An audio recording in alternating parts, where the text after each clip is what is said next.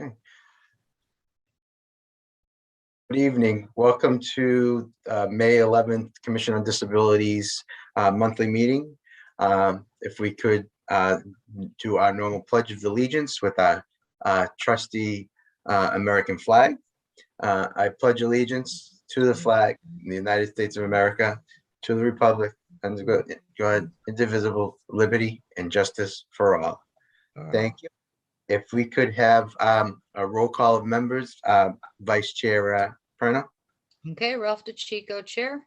Here. And Pauline Perno is present. Enza Goodwin. Present. Jason Barone. He's on mute. Jason, you're on mute.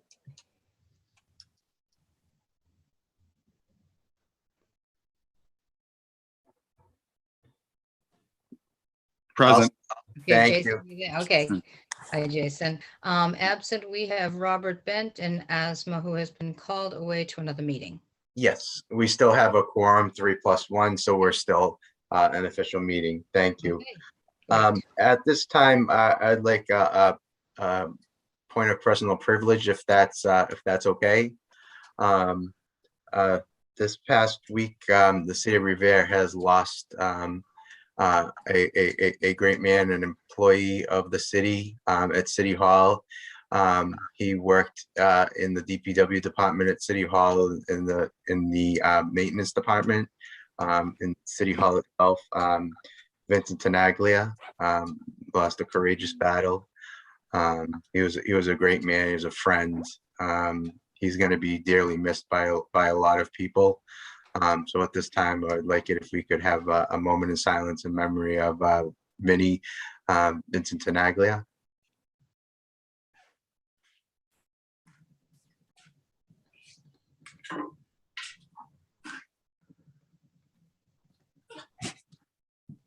Thank you. Rest in peace.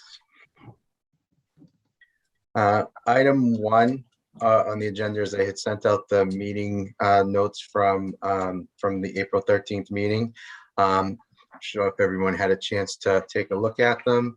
If there's any questions or anybody seen anything that was missing? If not, if we could have a motion to approve and then someone could second it. Motion to approve. And do I have a second? Second. And seconded by Enza. Okay, item number 2 is an update and next steps from our April meeting. I believe we didn't have any updates on next steps from our April meeting. So that's item 2. We could just basically skip right over and go to item 3, which is the CPAC events and updates schedule for May events. If Enza would have that, she was going to work on that at the time of the agenda and do an update at the meeting tonight. Hi, everybody. So our Special Olympics, in conjunction with the Recs Department, continues to have our Saturday walking club, and that continues at Belle Isle on Saturday mornings at 10 a.m. We are still encouraging people to join if possible and to reach out to the rec department and speak to Jen. Another exciting event that is coming up starting May 20th, Special Olympics, again in conjunction with Parks and Rec, is going to be offering 2 young athletes programs.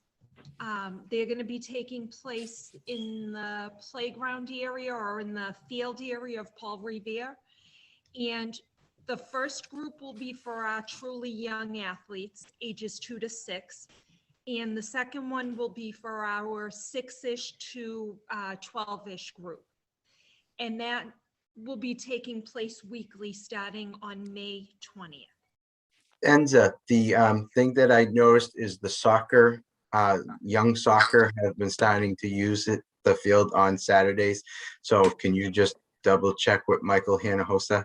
So this one, Ralph, maybe the date is incorrect on my end. This one is on Thursday night, not on Saturday. Okay, perfect. The walking club is on Saturdays at Belle Isle, but Okay. the young athletes will be on Thursday evenings. Okay. what time, Enza? Do you have So times on those? Yeah, so I believe the first one begins at 5:30 and the second one is at 6:15. And I can definitely confirm that, but from recollection, those are the times. Great, thank you. And then the final thing, CPAC has devised a survey that we want to send out to all our families that attend Revere Public Schools or their outplace schools. And if they are on an IEP or a 504, they would be eligible to participate.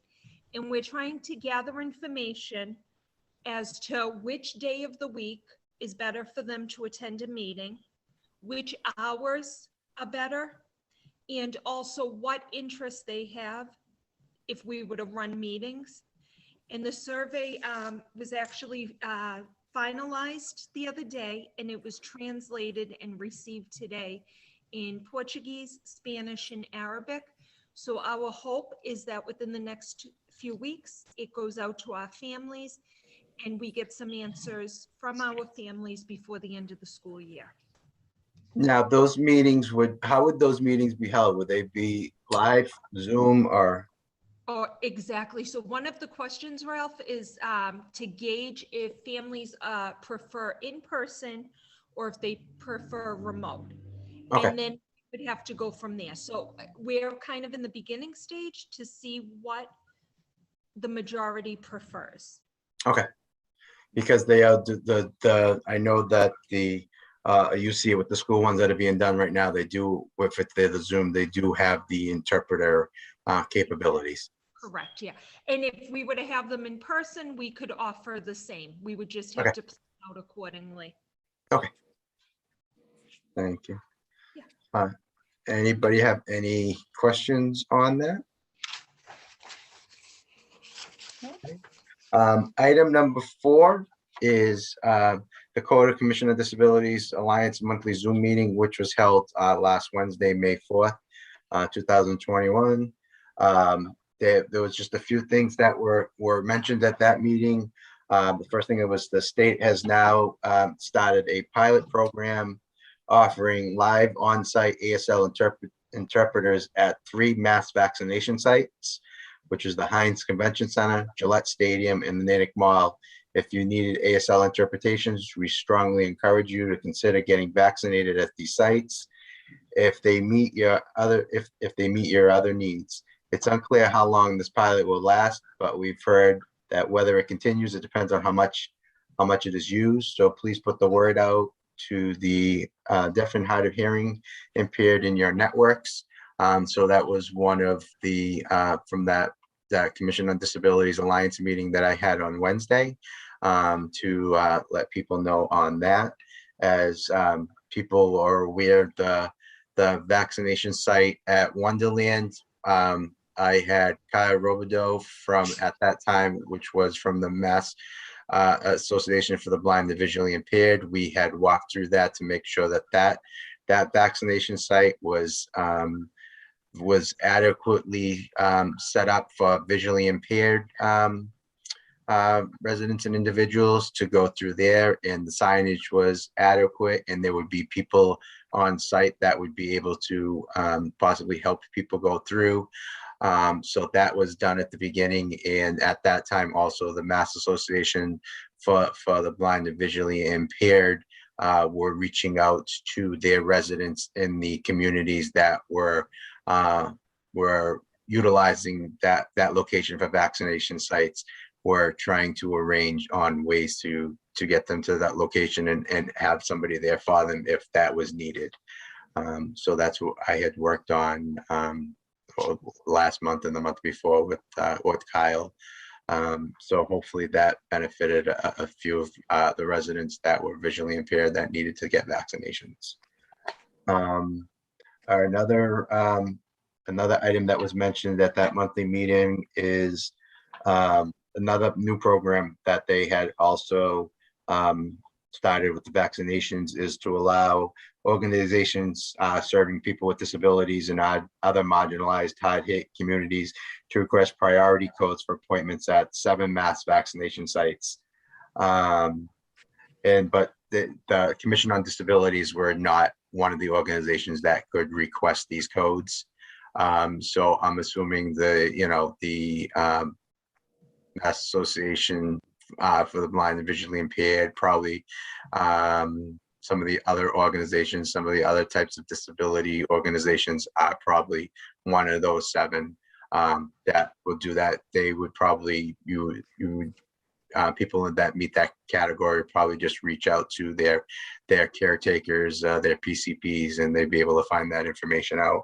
They're not just sure how long that pilot was going to go. I didn't have any other information. They didn't have any other information on that to share, but I'm sure if they reached out to the 7 mass vaccination sites, they'd be able to get more information on that. The other thing that was also mentioned is a lot of the smaller vaccination sites are closing down, not in Revere, but a lot of them are closing down and moving towards pharmacies to do vaccinations. So they just wanted to let the disabled community know about that. There's no date and time when any of those were closing down, but they had just stated that at that meeting. So I just wanted to pass that along. Another topic that came up through different cities and towns with their Commission of Disabilities is they wanted to know how various cities and towns had members designated onto their Commission on Disabilities, whether it was done by the chair, the vice chair, if it was appointed, how it was appointed, and various cities and towns gave the explanation. On behalf of Revere, I said that the all the board positions in the city, a letter of recommendation would be sent from the mayor to the appointments subcommittee of the council. And they would go in front of the zoning, not the zoning, I'm sorry, the appointments subcommittee. And the appointment subcommittee would review it, and they would either approve it or deny a resident to be on a particular board, not just the Commission on Disabilities. So that's where I did that explanation on that. And just another topic that they discussed came up about what the open meeting law means and requires.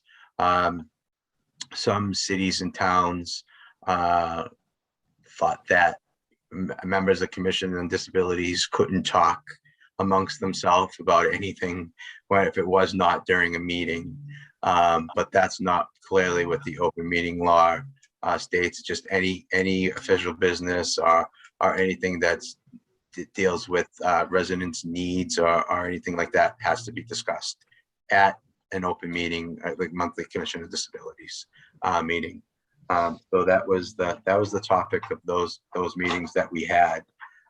So I don't know if anybody had any questions or concerns on any of that. Ralph, by any chance, did they mention, or did you hear any ways that they recruit members? Or if they are in the same position as us, that they lose members often? I would love to just know how other commissions are getting members and retaining them. Yeah, they basically, every city and town that did speak on it were basically saying that it came through either their city mayor or town manager. That way, nobody really had a different way. Some people have said that they've made suggestions to certain people to send their applications if they knew anyone of interest to the mayor's office. Just to let you know, without naming names, we did receive one resume that was sent over to the mayor's office for our open seat right now. So they do have one on file, and as we did last meeting, we mentioned if anybody has any interest, either have to be a resident who's disabled or live with a family member who is disabled that lives in Revere. You can just go onto the City of Revere's website and look for job postings, and also just look under board positions and the Commission of Disabilities or any other commission, and it tells you if there's any vacancies, and that's how you can apply and upload your resume.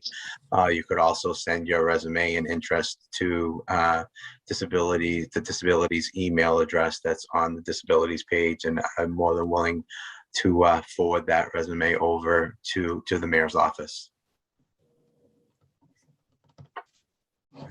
Anyone else have any questions or concerns on item number 4? Anything that I had mentioned?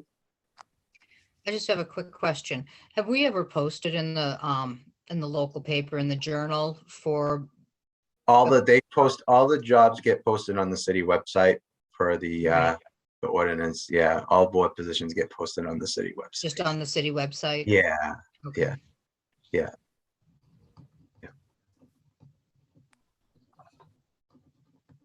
All right.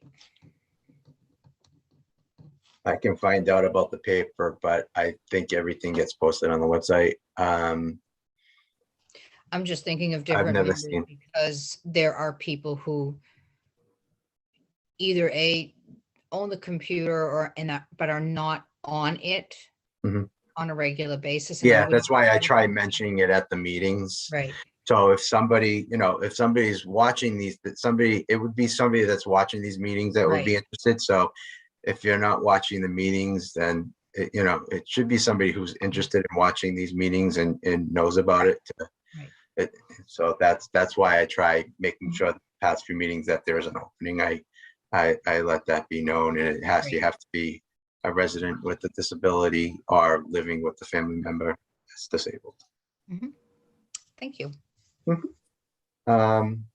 Item number 5, Commission Member Jason Barone would like to discuss construction site equipment such as porta potties being placed on sidewalks. Also would like to discuss issues regarding sidewalks. So I'm gonna open it up to Commission Member Barone. Yeah, thanks, Ralph. Appreciate it. Yeah, definitely, that is an issue here in Revere. I find it points that there are, when people are doing construction sites, there isn't very good warnings on the sidewalks or any way to really realize what's occurring. So it's not being well posted or in a way to protect those that are, not realizing that's occurring, because I have fallen at points, but I've also encountered different with fences, porta potties, different items, work equipment. And so it really becomes an issue. And then the sidewalks, I'm finding that holes that would be open, but I have not had a chance. And one of them is pretty big, not too far from me, that anyone who had a wheelchair or was not seeing, or even somebody elderly or somebody with a walker might very well fall. So it is a real issue, and I don't think people realize that besides the main streets at points. Just doesn't seem to be a big thing of point. I don't know if others are finding the issues like that. That can see per se, but And as like we had a conversation regarding this in the past too with other people, is what we want to try and utilize the Revere 311 anytime Right. that any resident sees an issue like that. You want to report it to the Revere 311. You would just give them the address, closest address to where that is, and what the issue is. You can do it Revere 301. You can do it by email. If you do it by email, you will get a request number. It'll be like a tracking number, so you will be notified of the request being put in. You could also, when you call on the phone, they can give you that tracking number also. But sometimes when you're calling on the phone, you don't have anywhere to write it, but you can give them your email and ask to be notified, and they can do it that way. So there is a tracking for you. So there's almost a follow-up, so it's done.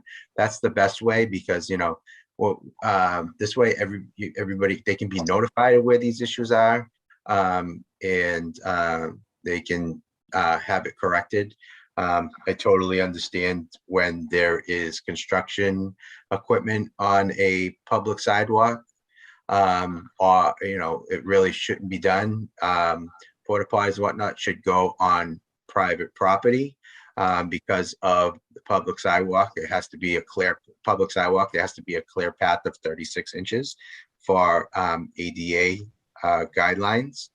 But the other thing, not only at 36 inches, but if it's a sidewalk and you're a person like yourself with visual impairments, you're not expecting something to be there, it becomes an issue.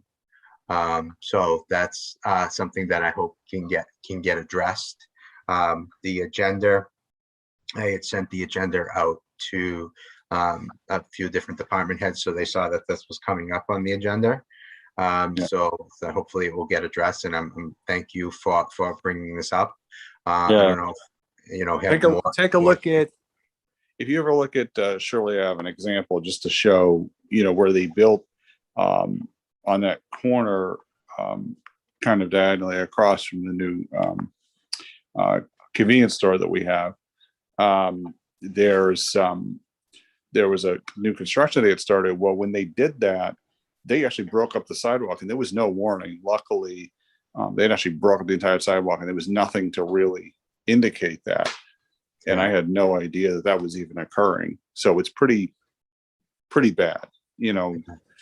I don't know if the company realized that they're obligated to let people know, or at least they should have had an officer initially letting people know, because that's a dangerous situation. But that has been occurring more frequently lately. It seems like companies aren't cooperating with that.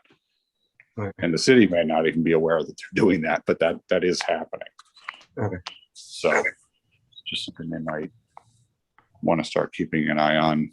I think they just don't. They're competing in the construction, and they don't think about the public around them. Yeah. Because something could fall, and we've seen incidences in other cities. Right. People get hurt. And that's all. I know, like, there has to be signs saying this side of the sidewalk is closed. There has to be barriers there. If there's a sidewalk across the street, that's what they do. If not, they have to put a temporary walkway, because I know that's what they had to do on the boulevard. Where the hotels near Wonderland is, they had to make a temporary walkway with the Jersey barriers, because they were building and doing the construction on the sidewalk there. They had their fencing, so they made a temporary sidewalk off of the sidewalk, but used Jersey barriers protruded in the street. So something like that has to be done. So that's something that needs to be looked into. Right. Of course, that was DCR. So DCR, I believe, oversaw that. But I know there was, I think some residents had made some contacts to make sure that was done. It's definitely something that, we have to make sure it gets followed up on. Right. Anybody else have any comments or concerns on that, or any other? No, I just have to wonder if the construction sites even think about that when they're, whether they're starting construction or if they're in the middle of it. I do know that down by Wonderland is an absolute mess, because even though the Jersey barriers are up for a walkway, I ended up walking in the street, and you figure I was walking in the street at a not what would be considered a not busy time. But certainly, you try walking in the street at any other time, and you do take your life in your hand, and that is directly across from the back of the state police. Now, if, we're looking at location and the state police are here and the construction site is here, it would be hopeful that people would recognize that and somebody would be able to be approached. Now, is there nobody on site to approach, or is it just an oversight, or is it just that, they're so focused on the construction that the other piece of it doesn't even exist? So you have to kind of evaluate, let's turn it all the way back to, let's start with what we know, and we don't really know how that's all even placed and set up. So again, bringing it up to the city beings and to other departments, and certainly to, unfortunately, it goes right back to the poor police department that, we have to defer off to them to say, is there going to be, a police detail over there, or is there going to be, whose jurisdiction is it? And we get into one of those deals as well. So I think there's a lot of information that we don't have And again, maybe inviting Chief Caffarelli back for a return visit might Callahan. Callahan, Caffarelli, I'm sorry about that one. I had that on the brain earlier today. Chief Callahan, asking him to return and maybe, have another That would be, discussion. it would be under ISD, inspectional services anyway.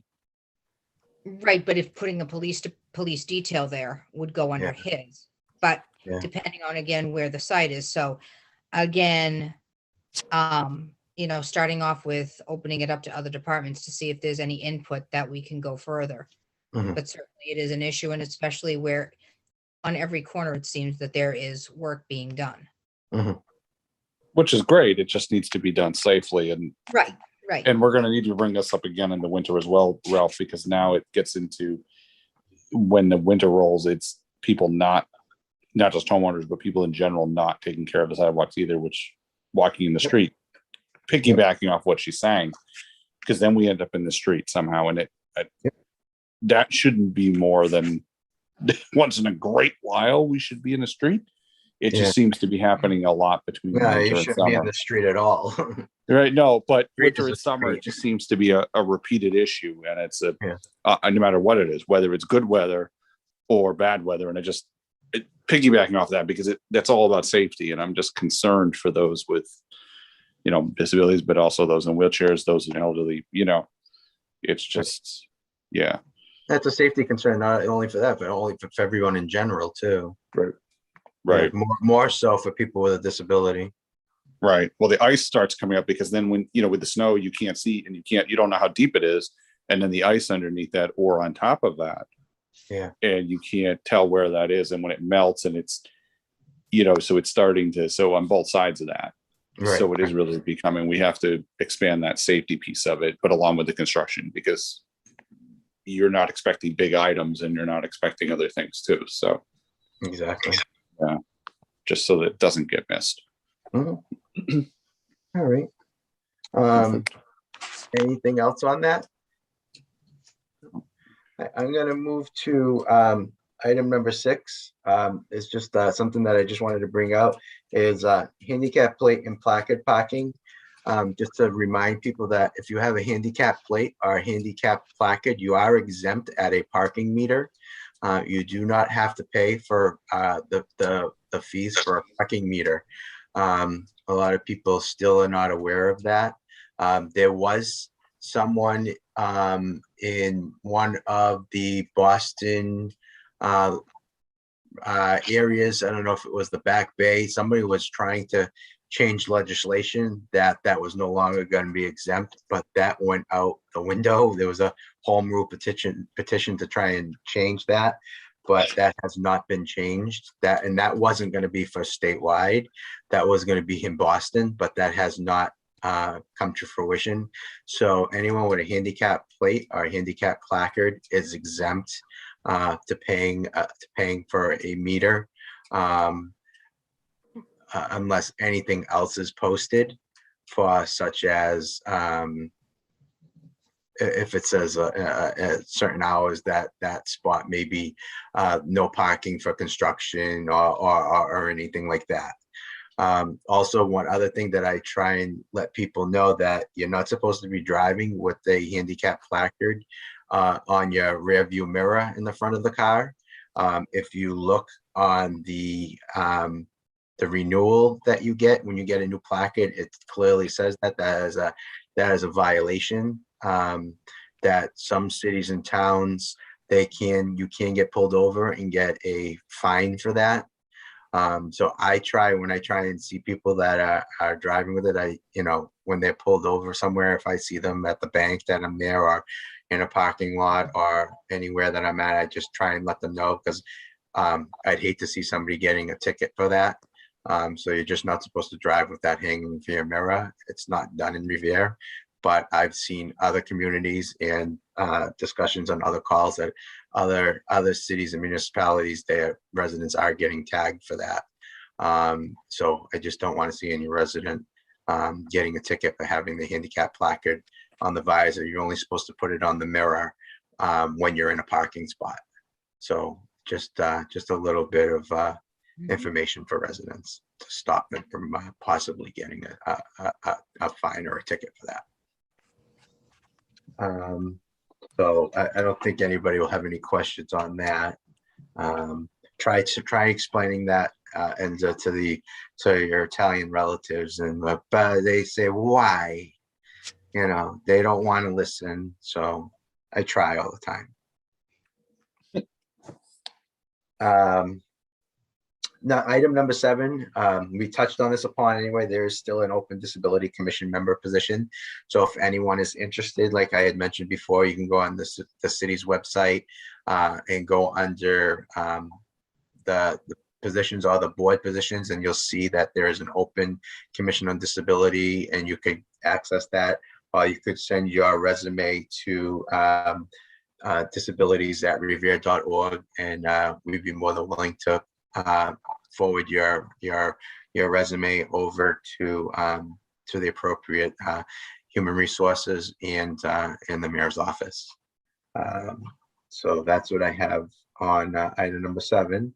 Item number 8 is commission members' late items. I just wanted to briefly mention one thing, that it's in the works. I received some information from the Architectural Access Board for some variances that I don't remember if I talked on this briefly last month or not. I may not have, but Suffolk Downs, the racetrack, is the racetrack itself, the dirt track itself is going to be open for residents to walk, running track or a walking track open to residents. So I wanted to make sure I mentioned that to you. Enza too is another location. There's also going to be, it's going to be open to the residents free of charge. There's going to be outdoor restrooms, like the porta potties. There'll be 1 or 2 of them that'll be handicap accessible. They are also going to be having the handicap accessible, a couple of the handicap accessible wheelchairs that they use on the beach. They can go through the sand. I had asked about mats or whatnot, but that's not something that they could do because it's not going to be an area that's going to be sustainable for years. But the dirt track is not fluffed up like it used to be when it was open for horse racing. It's pretty compact and pretty solid, so it's pretty durable for people to walk on, even with people with disabilities, people that have a walker or regular wheelchairs. I haven't gone down there physically myself yet, but that's what they're telling me. But they will have a couple of the accessible beach, I think they're called beach buggy wheelchairs that are handicap accessible. But those will be, they haven't decided if those are going to be like reserved or how they're going to do it. Like I said, there'll be picnic areas there. They're going to have an accessible way to get right into the track, but it's just the dirt track itself. It's not in the infield grass. So it's gonna be a nice area for people that want to get out and walk. It's a pretty big area. So I just wanted to let everyone know about that. I haven't gotten an official date on that, but they'll be putting it out. I'm sure they'll publicize that in the paper. And if I know, of course, I will spread the word at future meetings when I know about that. Okay, thank you. Any other members have, I think, Pauline, you may have wanted to address some Yeah, past. It's just a review and a revisit to several meetings ago when before a lot of the construction started, but the parking on the beach, because of the way that the parking spaces are set up right against the crosswalks, there are instances where you cannot see people that are crossing, and I think that we need to revisit not necessarily every crosswalk being the illuminated flashing signs to alert drivers that there's someone that is in the crosswalk waiting to cross over. But I've seen too many, and we're only in the first piece of May, and I've already seen so many near misses because you cannot visualize until you are right on top of the crosswalk. And by that time, you have to hope that the person in back of you is not tailgating. and is going to be able to stop as well. I mean, there really has to be something done to highlight the fact that this is a heavy traffic area with a lot of foot traffic versus car traffic versus kids, handicap, elders, anyone who's coming to our beach, and especially where now the parking situation is different on both sides, the beach side versus the residential side. But I think that we need to really revisit this because I do see some issues that are coming up fairly quickly. And I'm afraid that something is going to happen and it's going to be, oh, well, we should have done or we could have done versus you can't get that life back or, that injury back. So I think that we need to really take a good look at that. I don't know if Julie tomorrow Oh. is Right. up Could up we? in that piece or, Yeah, no, I agree with you. I mean, I wonder if there's a way to make that more of a foot traffic only area. I mean, really, do they need to be parking so much down there? I mean that respectfully, but you look at downtown crossing and why they shut down most of the traffic because of safety. The problem with some of this, and I mean, even remember when the quiet cars came out, the first discussion that they had, and this is on the federal side, when the quiet cars come out because they're blind, you can't hear the car. Mhm. And the first thing they said to us, to the blind folks was, well, how many people have been injured or dead? That's how people look at it. It sounds Right. terrible, but that's what they're going to do. And I don't think it should even come to that when we can prevent this in the first place, because a car isn't a need, it's a tool. We have a train across the street. Why are we allowing that in that area? Because they do also speed through it. Well, You know. yeah, and there have been several instances, and because of the amount of construction, and I know that the vehicles, the construction vehicles, they're parked like one up against another because they all get there at the same time, so they kind of all pull in, so they're bumper to bumper to bumper, which is great. But if you're doing that and you're right on top of the way that the um crosswalk is set up and you're right up against that and your first vehicle there is a truck, you're not going to be able to see a short person. I'm only 5 feet tall. Yep. I'm not That's- 6'1", I'm not 6'2", but you're not going to be able to see a shorter person or a person in a wheelchair or someone who's on a motorized scooter or a child or, a Nope. child breaks from their parent's hand. You're not going to be able to stop in time for that. You're just simply not. And if you No. stop, you have to be hopeful that the cars in back of you are going to follow that suit because 9 times out of 10, they do not. Nope. And so that before an issue arises that there's been an accident, a fatality, or whatever, I think that maybe revisiting what other things can possibly be done in that section, in that area, to help with a safeguard. It's not ever going to be 100%, but it could be better. And I guess that's what I'm getting at is I think that a little bit more attention needs to be paid to all of that. That's my spiel on that. I'm sticking to it. Yeah, I can bring this up with Julie tomorrow because she has contacts, because of course down there is DCR. Right. Yeah, so I definitely can talk to Julie tomorrow regarding that, as long as we put that into the notes. And then I can bring this all up in a meeting with her to see how we can address that situation. I mean, I think. Yeah, one of the. Oh, sorry. Go ahead. Oh, Sorry, Jason. From a risk management point of view, I Yeah, we would, want to be proactive instead of reactive. right, I would assume that they would want to go forth with something additional, but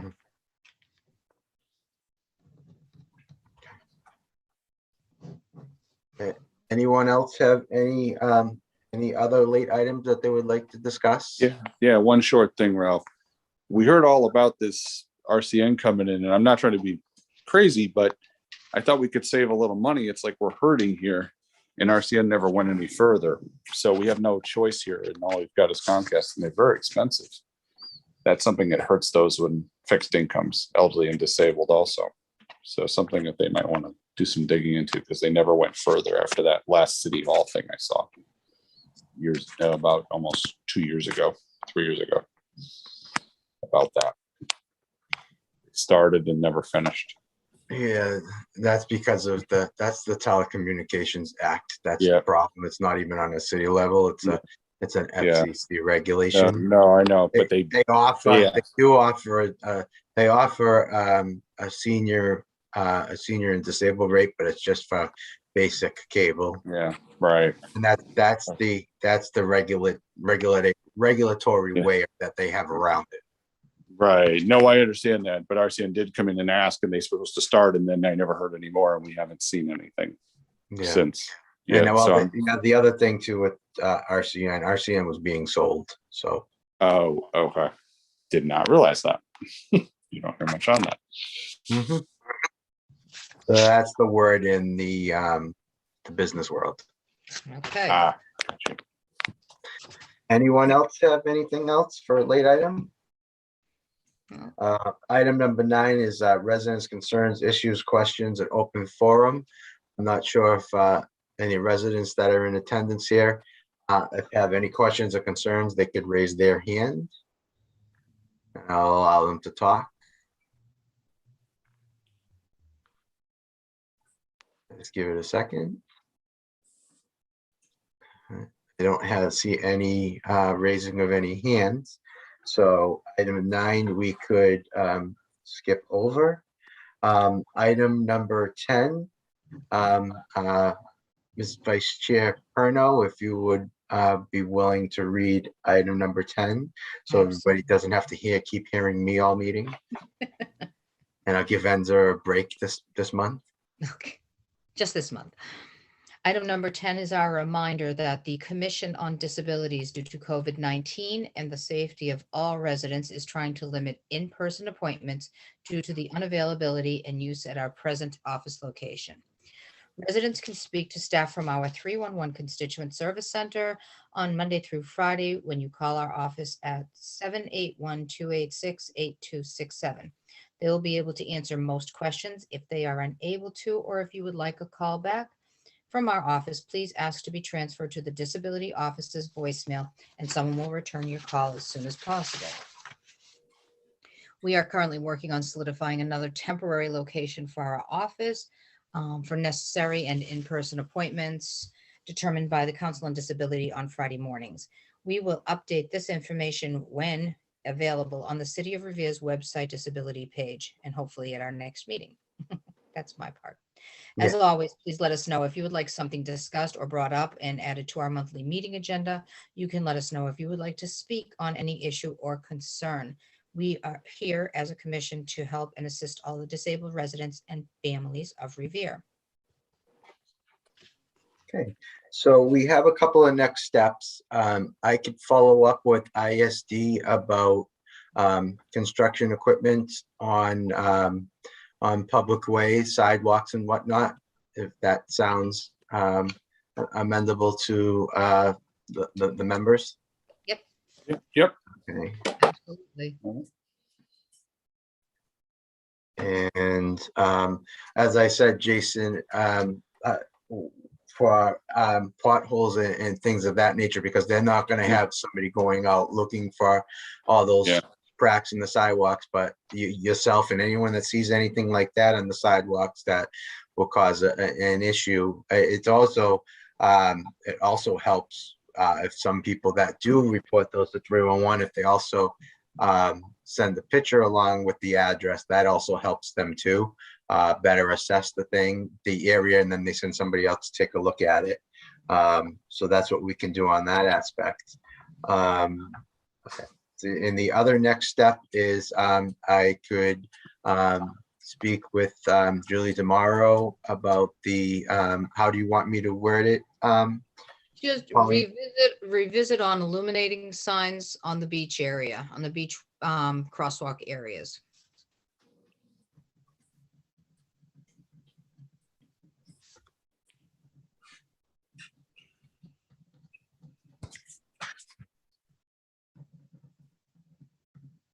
Okay. Okay. Great. I'm just writing that down now for two while it'll be in the notes, but I just want to have it so that I can touch base ahead of time. Sure. Before I ask for a motion of adjournment, I just want to take this time to wish a happy holiday, and hopefully I'm going to say this right. Eid Mubarak to, did I say that right, Pauline? Yes, you did. Okay, to our Muslim community here in Revere. So I'm sure I'm going to hear from Asma if I did not say it correctly, but I tried my best. So if we could if I could ask for a motion to adjourn. I'll give Motion you- to adjourn. Okay, and I'll, Okay, and Pauline seconded. Our next meeting was scheduled for Tuesday, June 8th at 6 p.m. But that is the high school graduation. So tentatively we're scheduled for Tuesday, June 8th. But if not, we don't have a July meeting. So then we will move to August, but tentatively right now we're scheduled for June 8th. okay, Okay, and I wish the two of you a belated Mother's Day. I should have said it at the beginning. Hopefully it was a good one for you.